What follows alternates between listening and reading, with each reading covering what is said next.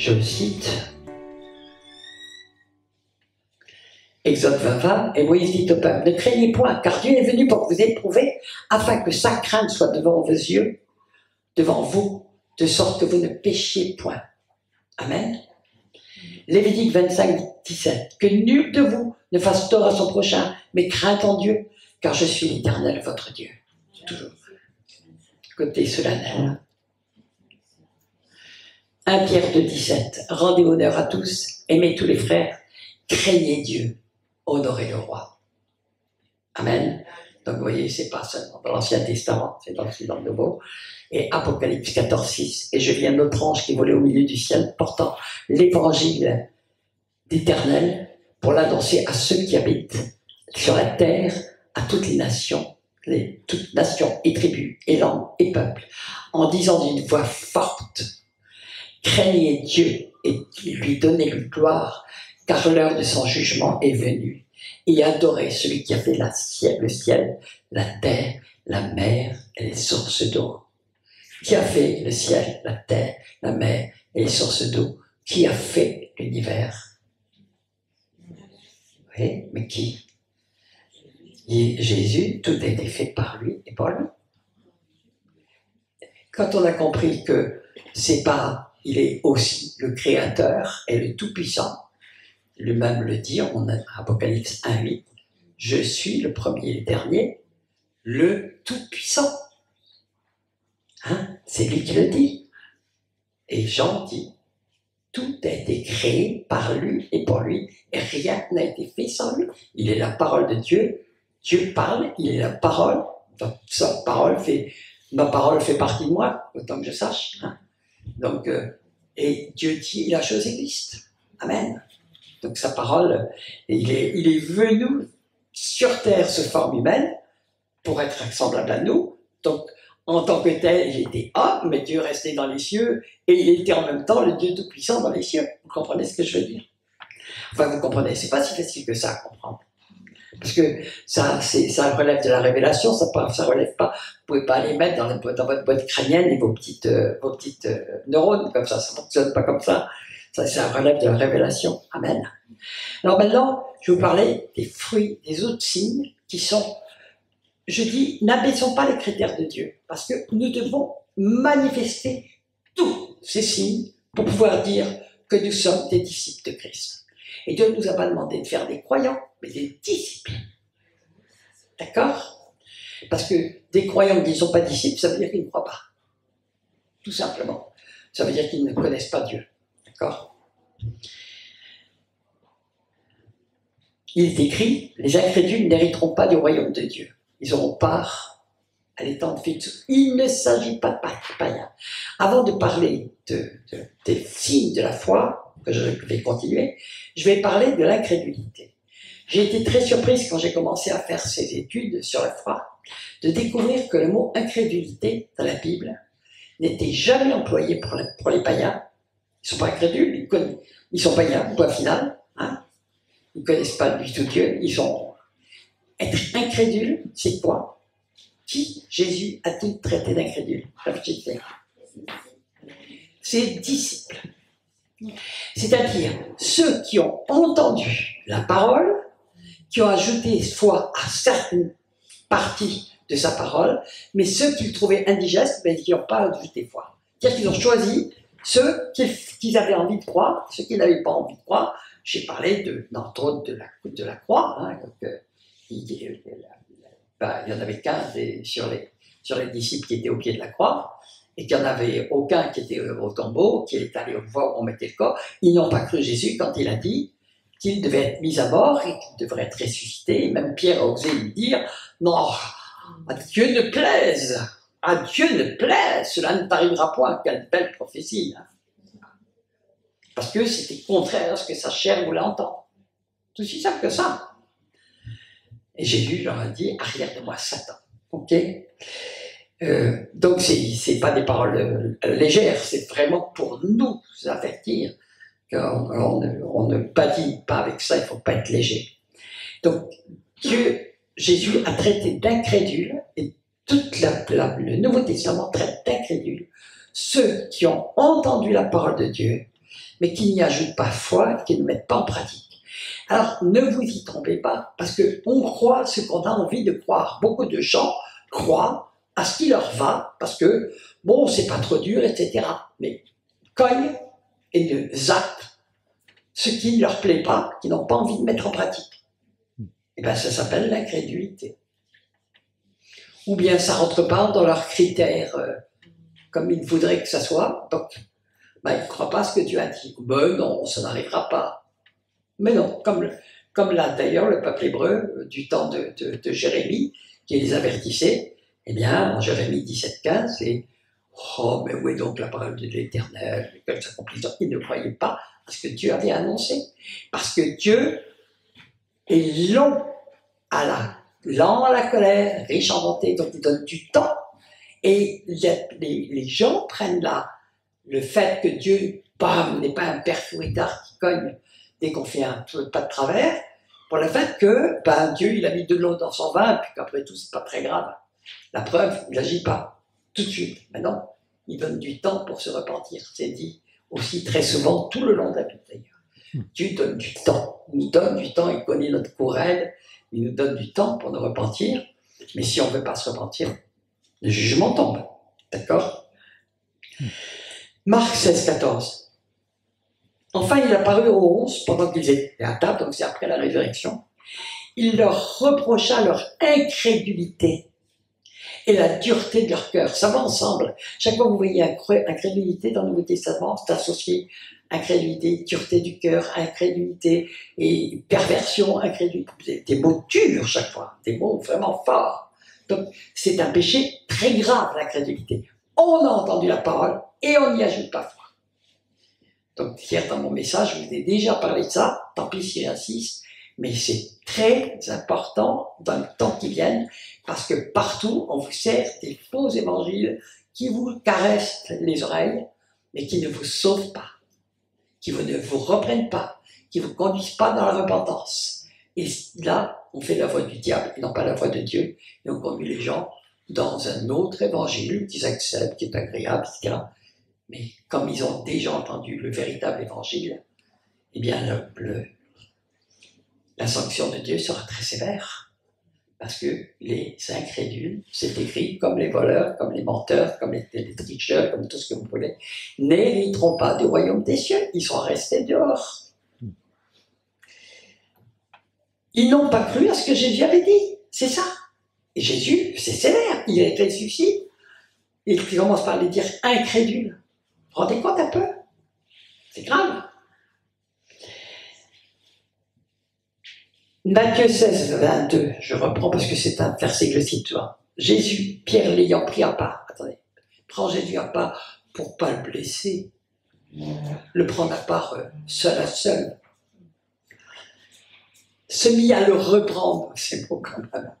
Il reprend Jésus alors qu'il vient d'avoir la révélation que c'était le Messie, attendu par Israël depuis 2000 ans.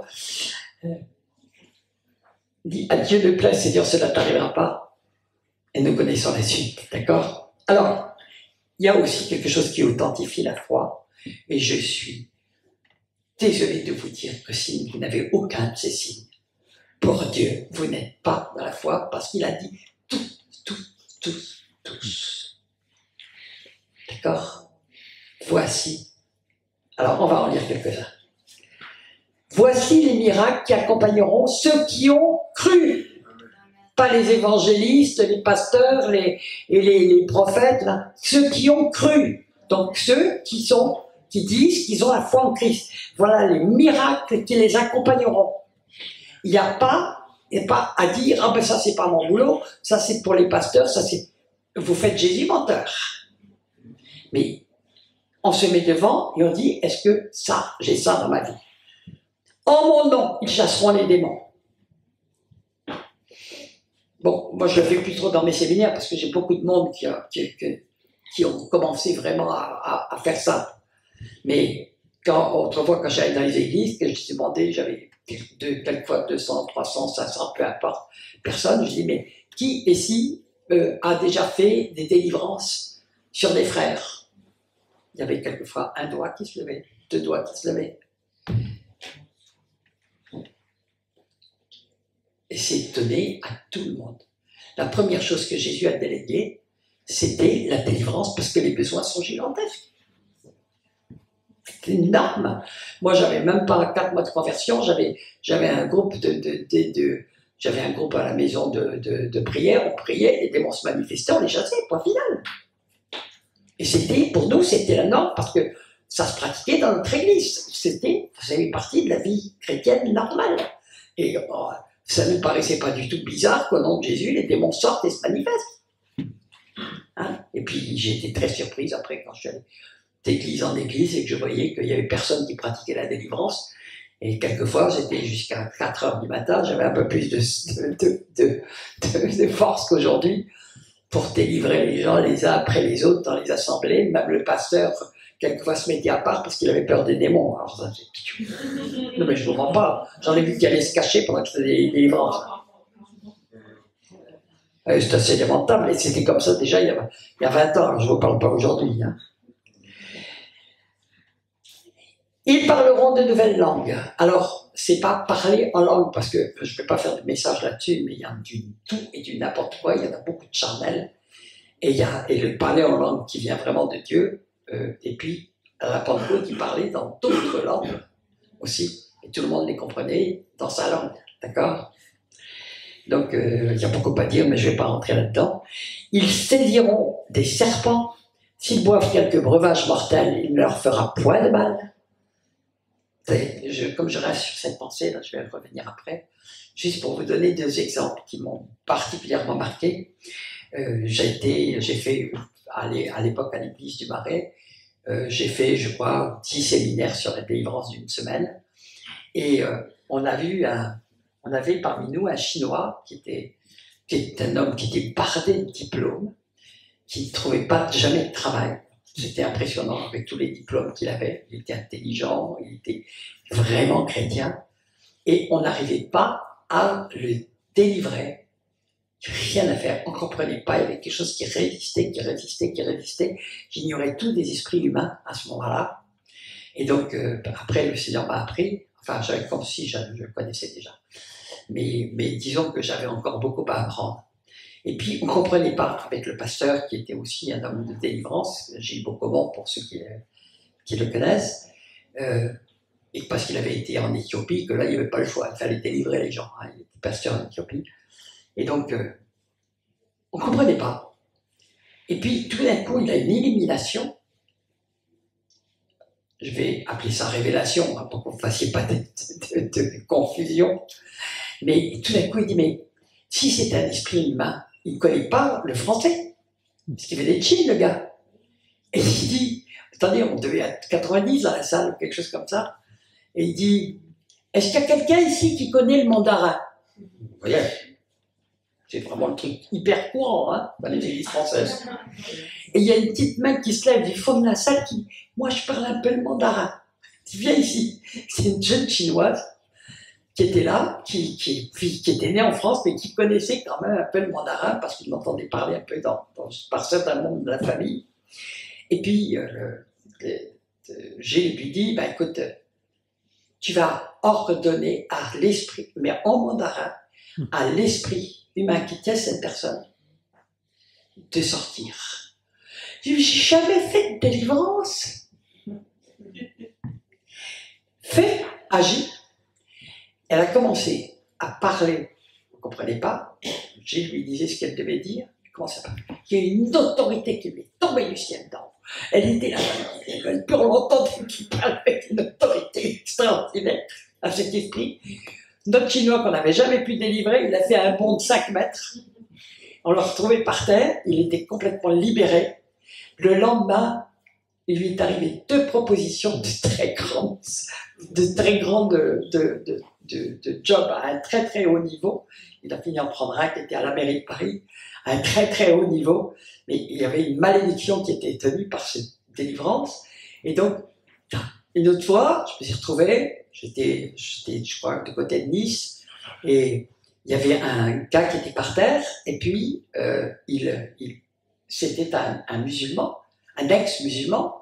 Et puis, pareil, on n'arrivait pas à le délivrer, on sentait qu'il y avait un esprit qui résistait, on ne comprenait pas pourquoi.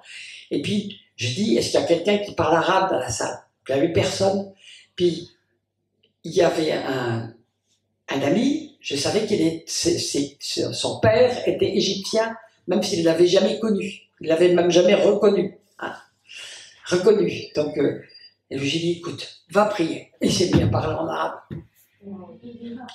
Et la personne délivrait. Et l'autre fois, j'étais dans une autre église, je me souviens, c'était c'était à Viry-Châtillon, et arrive il y a une femme qui tombe au sol, comme ça, il fallait la délivrer, et ben, il fallait parler le portugais, parce qu'elle venait du Brésil.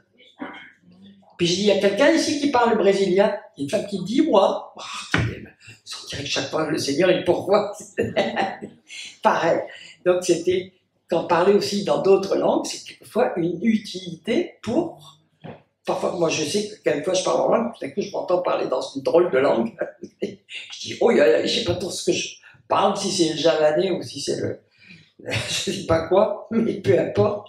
Et puis, en fait, c'est quelque chose que le Seigneur m'a donné de pouvoir parler dans des langues qui peuvent être entendues aussi par certains esprits qui ne comprennent pas d'autres trucs. C'est pas les démons, ils comprennent toutes les langues.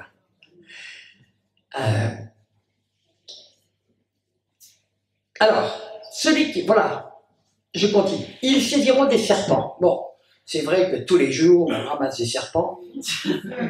Oui, mais il y a les serpents physiques, il y a les serpents spirituels aussi, je vous dis là. Bon. S'ils boivent quelques breuvages mortels, il ne leur fera point de mal. Ça nous passe par-dessus la tête, mais allez dans les pays africains, ou allez dans les pays hindous, ou allez dans les pays musulmans, et vous allez voir ce qu'on va vous faire boire. Hein? Des breuvages vraiment mortels spirituellement, avec ou des sourates qui ont été trempées dans les trucs pour que le liquide soit vraiment chargé d'esprits extrêmement mauvais, ou des trucs vraiment très très lourds spirituellement, et souvent on a dû délivrer des personnes de ça, le Seigneur nous révélait qu'on leur avait fait avaler certaines choses, et ben on libérait les gens, et puis ça, croyez-moi que ça sortait. Hein. Ils imposeront les mains aux malades et les malades seront guéris. Bon, à qui Jésus a-t-il dit tout ça? J'aurais bien entendu tout le monde à moi. Amen. Ben oui. Si vous avez cru, c'est à vous que Jésus a dit ça. Jean 7,38. Celui qui croit en moi, qui peut dire la fin du verset? Oui, mais c'est un autre. J'ai entendu un brouhaha, là, mais j'ai pas entendu le bon. Je crois pas. Des fleuves d'eau vive sortiront de son sein. Des fleuves d'eau vive. Prenez-le au pied de la lettre, parce que ça fait référence à ce qui s'est passé dans le désert, où des fleuves d'eau sont sortis jour après jour du rocher, et qui a permis aux gens de pouvoir vivre pendant 40 ans et accéder au pays promis. Mais ça, il y en a beaucoup qui sont restés, mais pour tout à fait autre chose. Donc, des fleuves d'eau vive. Est-ce que vous pouvez produire des fleuves de vive de votre chair? Non, ce sont des choses qui descendent, c'est les eaux d'en haut qui descendent à travers vous. L'eau vive, c'est les eaux d'en haut, chacun nous en parle, c'est pas. Les eaux d'en haut qui passent par nous, qui vont apporter la vie. Et là où il y a la vie, eh bien, il y a là où cette eau arrive, la vie arrive. Comme Jésus l'a dit à la Samaritaine, si tu bois de mon eau, tu n'auras plus jamais soif. D'accord? C'est vraiment quelque chose qui apporte la vie.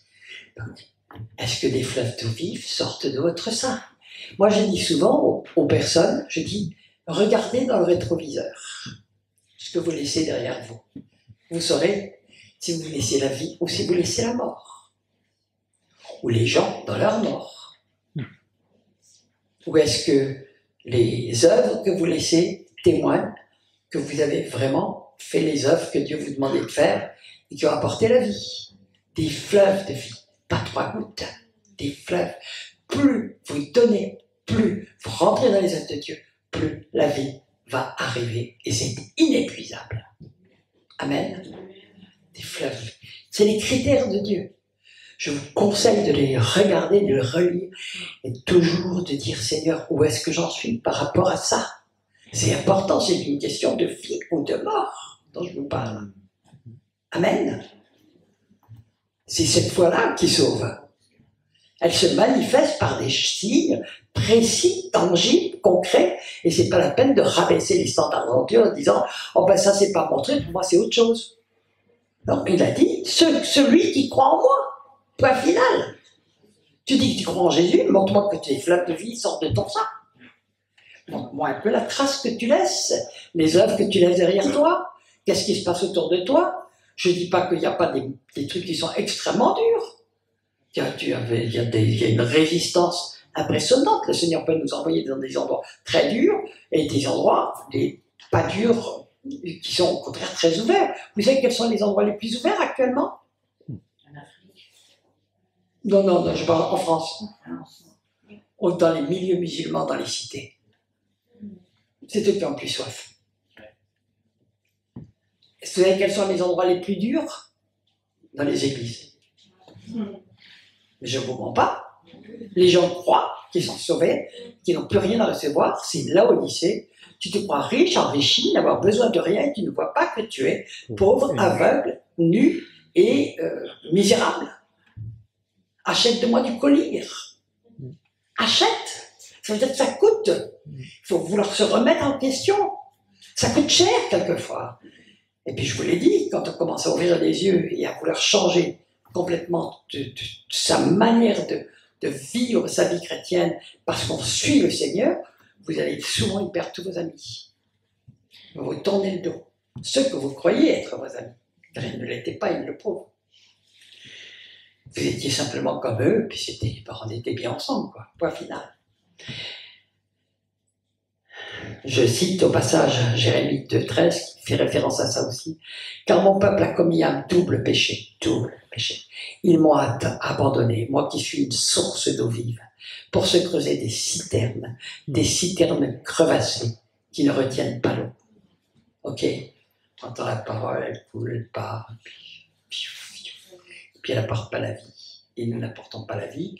Eh bien, si c'est le cas, vous ne pouvez pas dire que vous croyez en Jésus parce qu'il a dit celui qui croit en moi, voilà ce qui va se passer.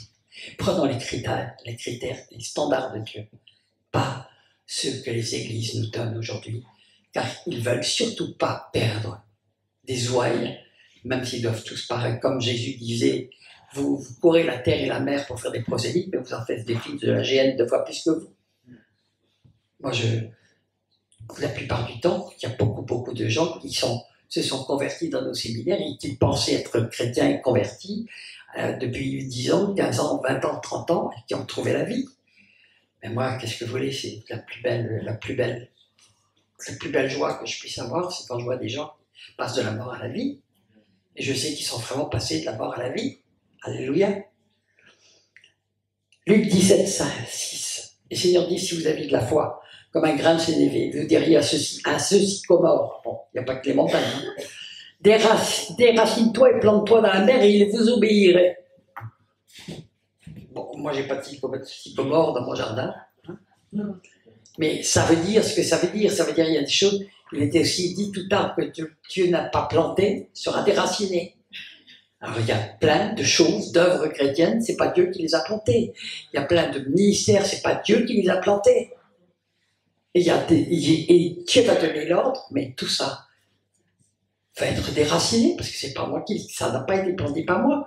Mais donc quand il nous dit, vous diriez à ce sycomore déracine, arrache-toi et va te planter. Quelquefois nous devons prier aussi, le Seigneur nous donne pour que soient déracinées des œuvres qui ne viennent pas de Dieu et qui viennent du diable, pour que d'autres soient sauvés, ou que des gens se convertissent. Amen. Alors, on va dire à celui qu'on a dit tout à l'heure, Jean 14, 12. En vérité, vous savez, quand on entend ça, on dit que c'est pas possible que Jésus nous ait dit ça. Mais s'il l'a dit, c'est que c'est vrai. Je vous le dis en vérité, amen, c'est une parole définitive, incontournable. Je vous le dis, celui qui croit en moi fera aussi les œuvres que je fais, et il en fera de plus grandes parce que je m'en vais au Père. C'est-à-dire que de la terre, il va du ciel où il est, mais il est en même temps sur terre, il est partout, il est omniprésent. Eh bien, il nous permet de faire des œuvres plus grandes que celles qu'il a faites. Alors, déjà, Ben, Jésus, homme, était quand même limité, ne serait-ce que dans l'espace. Il ne pouvait toucher, il pouvait faire 200 km à pied, mais pas 1500. Nous, on peut partir en avion et aller à l'autre bout de la Terre. Bon, c'est pas ça les œuvres plus grandes. Mais ça veut dire que le Seigneur nous donne aussi un champ d'action et de mission qui est considérable. Je veux dire que à l'époque, Jésus aurait parlé devant 5000 personnes, mais il n'aurait pas pu parler devant 250 000 personnes ou 1 million, parce qu'il n'y avait pas de micro. Vous comprenez? Donc, il y a aussi des moyens techniques qui nous donnent, qui nous permettent de faire des choses plus grandes, en tout cas sur une plus grande échelle, mais quand il nous parle de choses plus grandes, il nous dit tout simplement des choses qui devraient faire partie du courant de l'Église, de ce qui s'appelle l'Église aux yeux de Dieu, qui est des miracles, de voir les aveugles qui voient, les paralytiques qui se lèvent. Jacques en parlait hier, moi j'ai été beaucoup en Afrique, il y a une fois là-bas, ben, j'ai vu des paralytiques qui se levaient, j'ai vu des morts ressuscités devant moi. Je vous assure que quand on revient, on se dit, purée, quel pays on est, la crédulité, elle est monstrueuse. Ah, j'ai vu 2 morts se ressusciter, là, on était dans le stade des martyrs à Kinshasa, 2 morts complètement recroquevillés comme ça, 2 sorciers qui étaient tombés du ciel. Ils habitaient dans les corps d'oiseaux, ils sont tombés dans la louange, morts. Ils étaient devant moi, à 2-3 mètres. Ils ont ressuscité.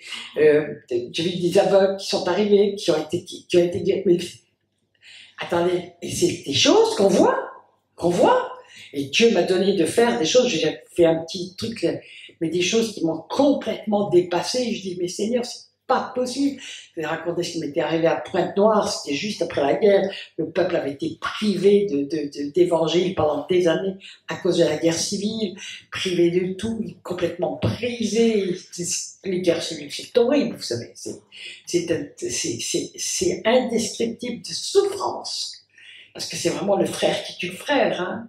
Puis les mères qui voyaient leurs enfants écrabouillés sous leurs yeux, ou cloués sur les murs, enfin, c'est inimaginable, hein. Quand on arrive derrière, on a un peuple complètement brisé. Donc les gens avaient soif d'entendre la parole.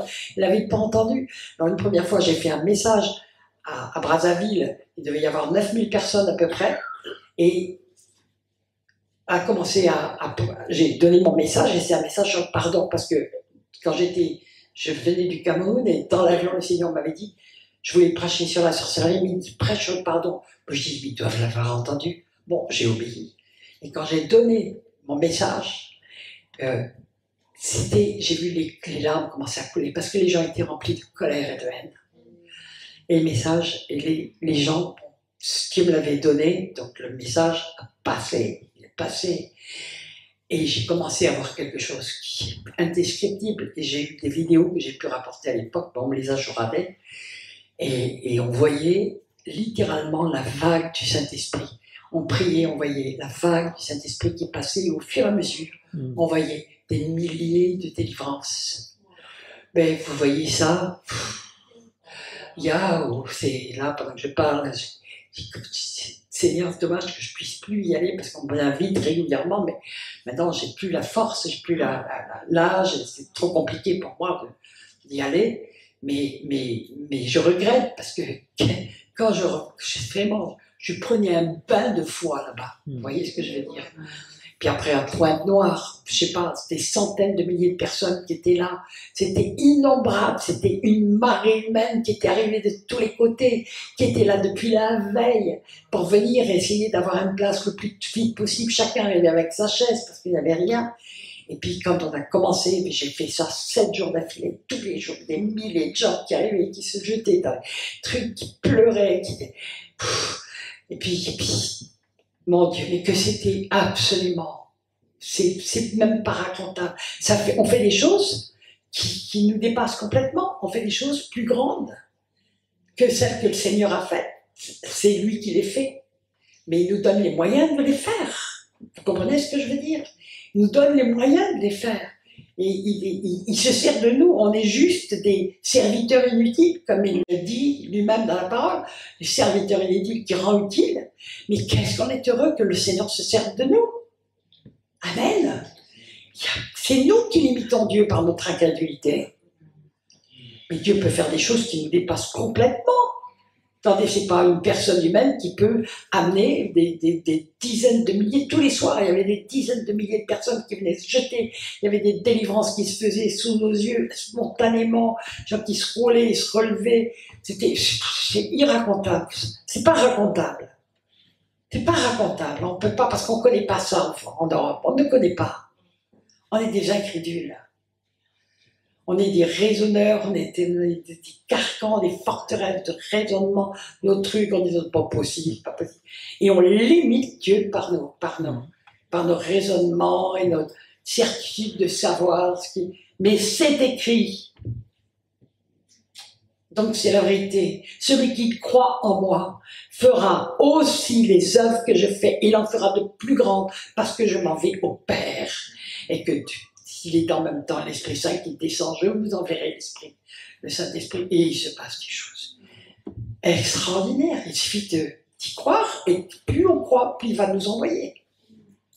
Plus il va nous ouvrir des portes pour qu'on puisse faire des choses qui dépassent l'entendement. Mais c'est pas lui, c'est pas nous qui les faisons, c'est lui qui les fait.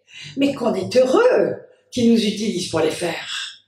Parce qu'on voit, parce que ce qu'on fait va apporter la vie. Va apporter la guérison, va apporter la délivrance, va apporter des choses extraordinaires. Il faut aspirer à ça. Parce qu'il n'y a rien de plus beau que le monde puisse nous offrir que celui que d'être les porteurs de vie, les apporteurs de vie, de guérison, de délivrance, de transformation des vies. Mais qu'est-ce que vous voulez aspirer de plus beau? Et pendant ce temps-là, vous n'aurez peut-être pas grand-chose sur la terre, ça n'a aucune importance. Vous accumulerez des trésors dans le ciel. Waouh! Et les trésors, c'est des hommes. Moi, je pense que j'aurai quelques petits copains quand je vais arriver en haut, quand même, j'espère. Alléluia. Alors, Hébreux 2:4. Dieu appuyant leur témoignage. Donc, il parle des témoins, de tous les témoins qui ont vu qu'il était ressuscité, qui se sont mis à témoigner. Dieu appuyant leur témoignage par des signes, des prodiges et divers miracles, et par les dons du Saint-Esprit distribués selon sa volonté. Alléluia.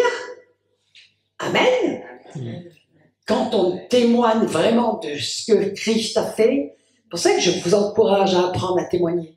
Quand on témoigne sans peur, sans crainte de ce que Christ a fait, tant pis pour les incrédules. Mais si on ne touche qu'une personne comme un apôtre Saul, comme un Saul dans le sang des drains qui va devenir l'apôtre Paul, si on ne touche même qu'une personne qui va passer de la mort à la vie, on n'a pas perdu notre temps.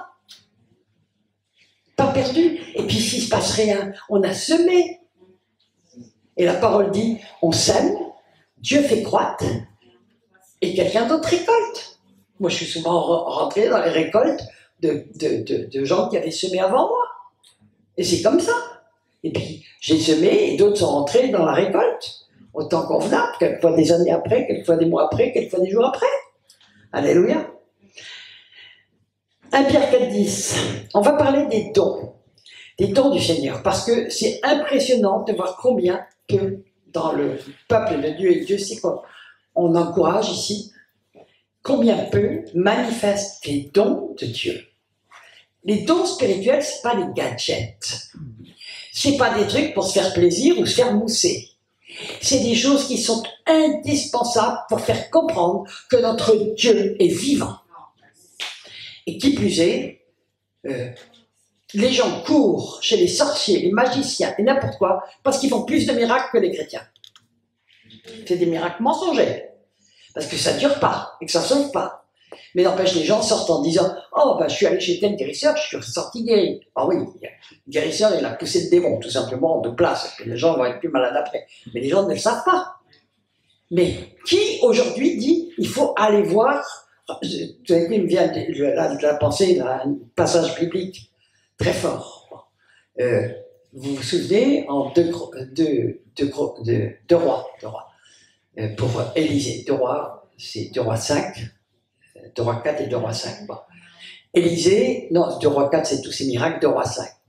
Élisée, c'est Dieu qui le fait exprès pour pouvoir épargner son peuple. Bon, je ne vais pas rentrer dedans parce que c'est tout un enseignement qui est extrêmement profond. Mais Naaman, qui est le chef de l'armée syrienne, il y a la lèpre qui lui tombe dessus. Il est probable qu'il consulte tous les médecins qu'il peut trouver sous le truc et que personne ne peut le soigner, parce qu'à l'époque, on ne pouvait pas soigner la lèpre. Et il sait, parce que peut-être quelqu'un lui a dit, il y avait des serviteurs juifs aussi, qui étaient là, qui étaient des esclaves qui avaient été emmenés, tout simplement, pris, des otages, qui a dû lui dire, mais il y a un homme en Israël qui guérit. Et Naaman va venir en Israël pour voir Élisée, le rencontrer, et Élisée va lui ordonner de se mettre 7 fois dans le Jourdain, c'est pour l'éprouver. Pour éprouver sa voix, parce qu'il dit hey, j'ai des rivières aussi chez moi. Je ne vais pas quand même me jeter dans une rivière d'Israël. Mais n'empêche qu'il va le faire. Et voilà, si vous voulez, si l'Église était l'Église, il y avait vraiment la foi, le monde saurait que dans l'Église, on peut trouver la vraie guérison. Et au lieu d'aller à Lourdes, qui est une contre-perf parfaite, parce qu'il y a un myriade tous les 50 ans, il se trouverait dans des églises où il y a des miracles, des guérisons tous les jours. On en est très loin, il faut être clair. On en est très loin. À qui la faute? À nous tous. À des divers degrés. L'incrédulité, on met en doute la parole, on se dit timide, on n'ose pas, on a peur de ce qu'on pense de nous, enfin peu importe les raisons, mais la base est quand même l'incrédulité. Le manque de foi. Je lis Dieu appuyant leur témoignage par des signes, des prodiges et divers miracles et par les dons du Saint-Esprit distribués selon sa volonté. Alors on va prendre maintenant 1 Corinthiens 12.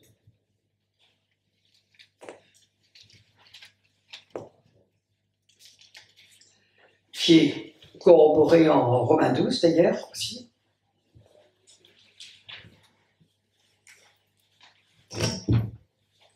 Ne le lisez pas à la légère, vous devez voir si vous êtes dans cette dimension que Dieu a déclarée comme étant la dimension de tout disciple. D'accord? Verset 4. Il y a diversité de dons, mais le même esprit. Diversité de ministères, mais le même Seigneur. Diversité d'opérations, on pourrait dire de missions, si vous voulez, mais le même Dieu qui opère tout en tous. Or, à chacun, je relis, or à chacun est donné par l'Esprit. À chacun, pardon, je m'ai sauté. À chacun, la manifestation de l'Esprit est donnée pour l'utilité commune. Ce n'est jamais pour nous, c'est toujours pour autrui. C'est toujours pour le témoignage. Et c'est aussi par un témoignage de l'amour de Dieu, tout simplement. En effet, à l'un est donné par l'Esprit une parole de sagesse, à un autre une parole de connaissance, selon le même Esprit, à un autre la foi, par le même Esprit, à un autre le don de guérison, par le même Esprit, à un autre le don d'opérer des miracles, à un autre la prophétie, à un autre le discernement des esprits, à un autre la diversité des langues, à un autre l'interprétation des langues. Pourquoi? C'est parce qu'on ait besoin les uns des autres. Le Seigneur veut qu'on ait besoin les uns des autres et qu'ensemble, on puisse aussi contribuer à ce que Dieu appelle. Les amener à la guérison, à la délivrance, il est bien triste que chacun reste dans son coin et puis laisse les autres dans leur misère et puis alors qu'ils ont reçu, ils l'ont reçu. Ça a été donné ou pas? C'est fait ou pas? C'est fait? C'est acquis? Hein? Un seul et même esprit opère toutes ces choses, les distribuera à chacun en particulier comme il veut. Car comme le corps est un et a plusieurs membres, et comme tous les membres du corps, malgré leur nombre, ne forment qu'un seul corps, ainsi en est-il de Christ. D'accord? Nous sommes son corps. Donc dans un corps, il y a des fonctions, et selon les fonctions, les missions, les ministères qu'on a, Dieu va nous donner les dons dont on a besoin pour pouvoir accomplir ce à quoi nous appelle. Et si nous sommes fidèles dans les petites choses, il va nous en donner de plus grandes, donc il va nous donner de plus en plus de dons. Moi, j'ai commencé avec très peu, pratiquement pas de dons spirituels. Au fur et à mesure des années, ben, Dieu en a rajouté, en a rajouté, en a rajouté, en a rajouté.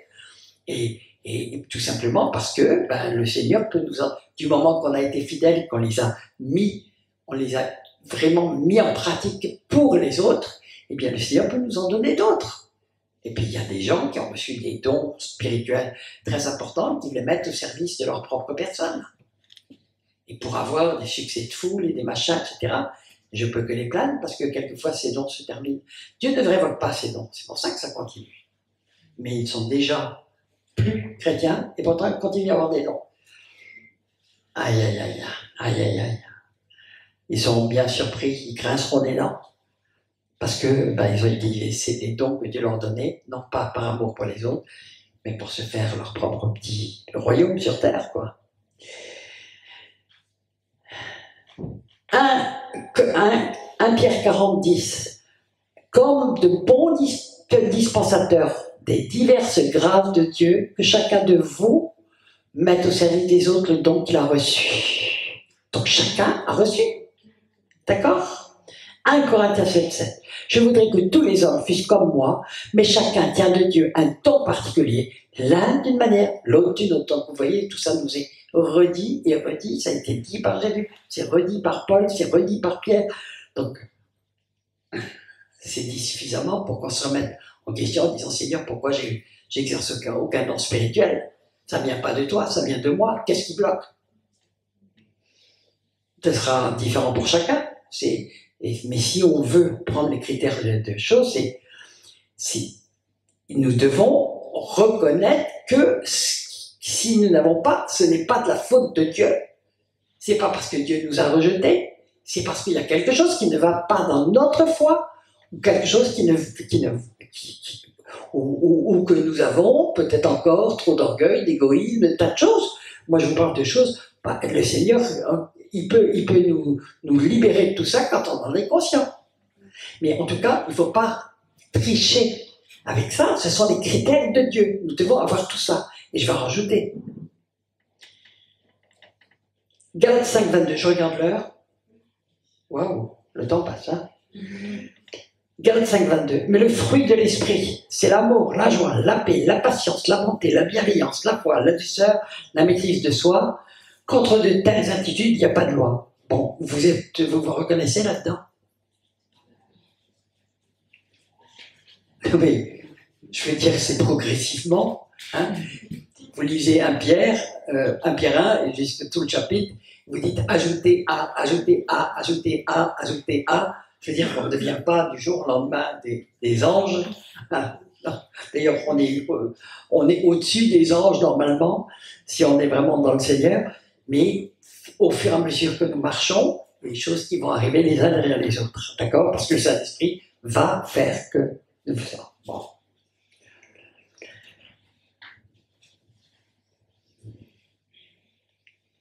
Tu prends Jacques 1, je vais terminer là-dessus. Jacques 1, à partir du verset 5.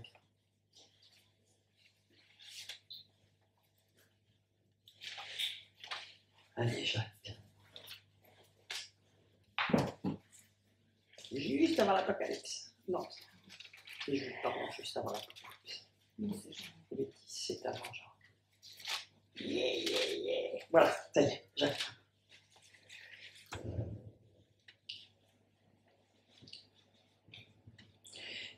Si quelqu'un d'entre vous manque de sagesse, qu'il la demande à Dieu qui donne à tous, simplement et sans reproche, et elle lui sera donnée. Mais qu'il la demande avec foi.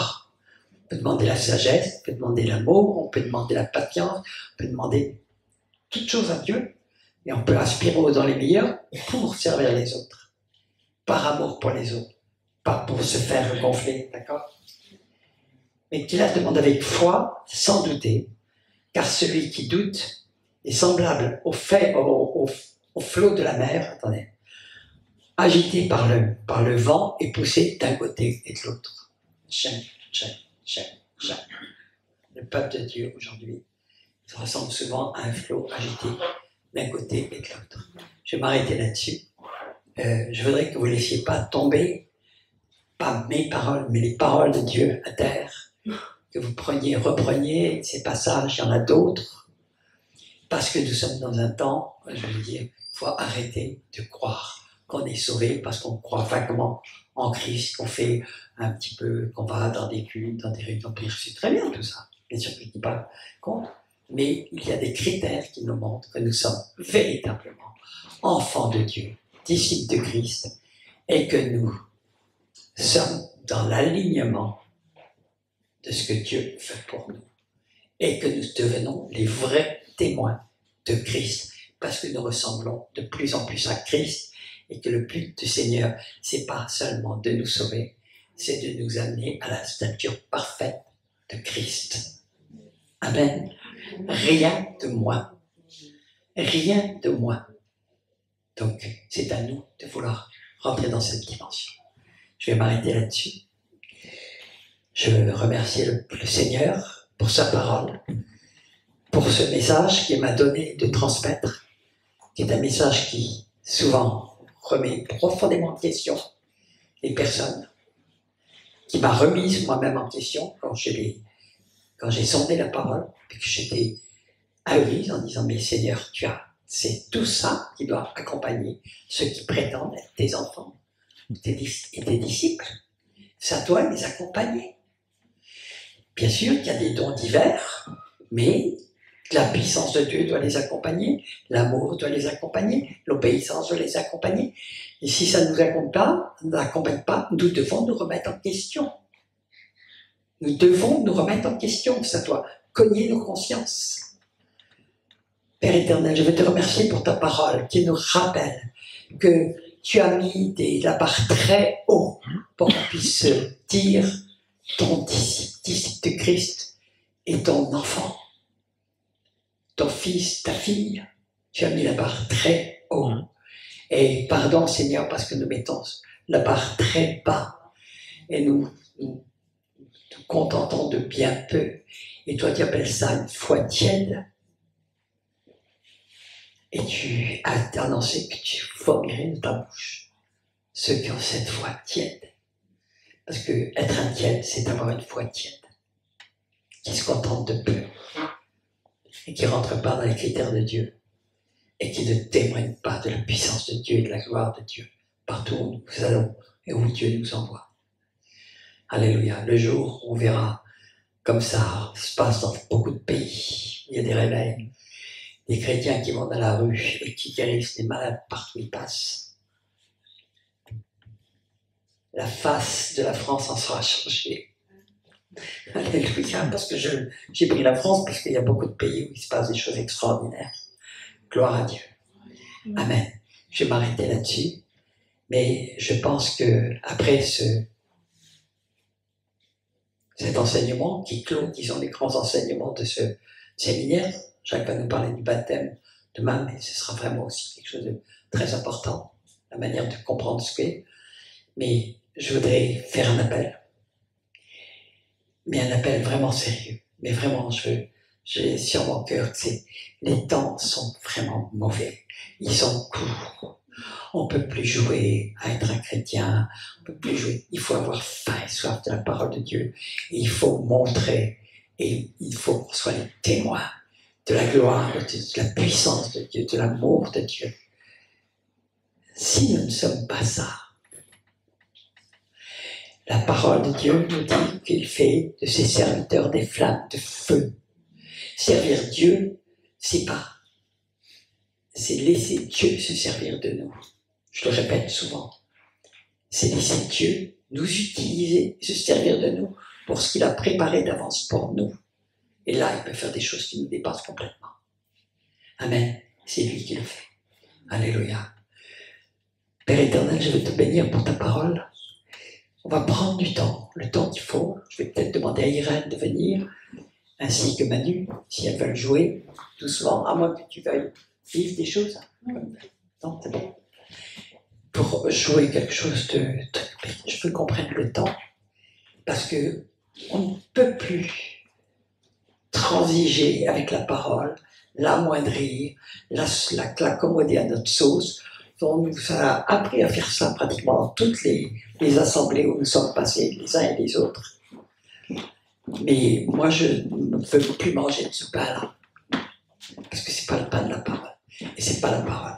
Et la parole, elle est exigeante. Dieu est très exigeant, mais il est exigeant par amour. Si on veut être ses fils, il veut qu'on soit semblable à Christ. Donc, votre seul critère de comparaison, c'est Christ. Seigneur, pardon pour tel domaine, tel domaine, tel domaine. Je suis si loin de ce que tu as montré que tu étais. Transforme-moi. Transforme-moi.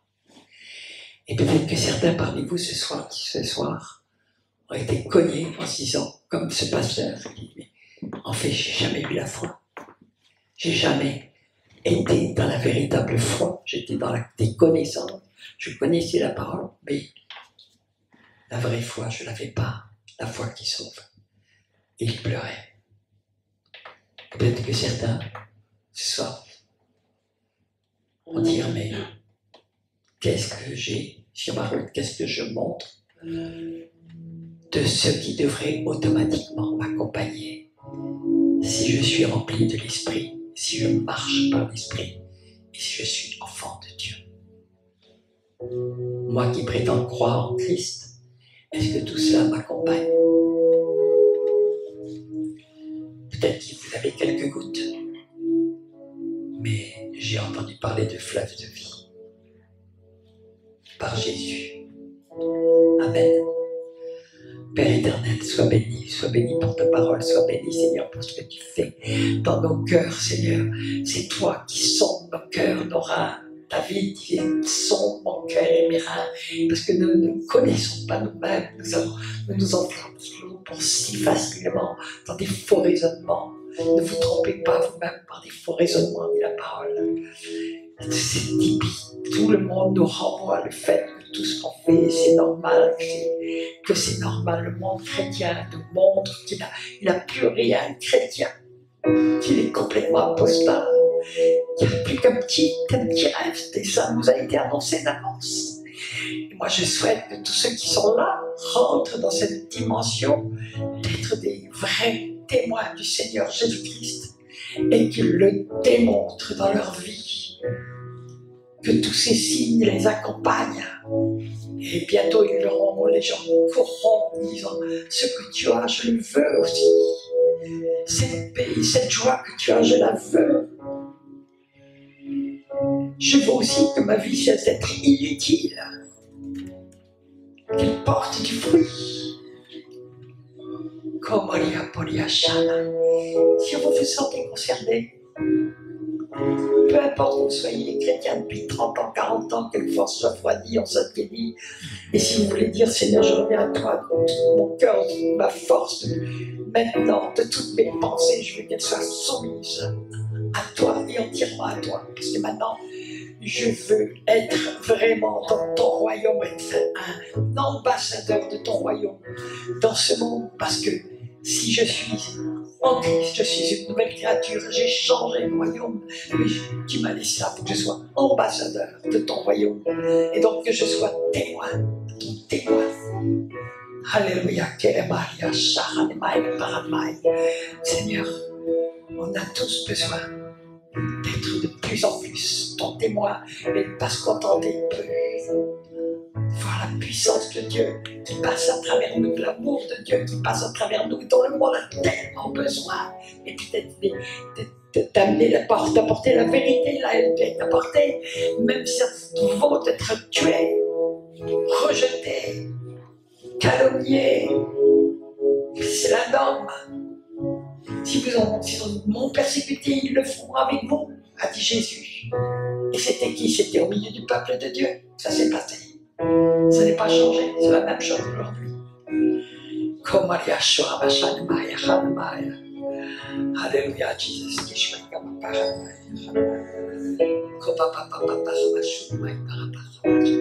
On va prier. Ceux qui veulent vous avancer, vous pouvez prendre du temps si vous voulez pour vous avancer. Ceux qui savent vraiment dire Seigneur, je veux vraiment être ce que tu veux que je sois.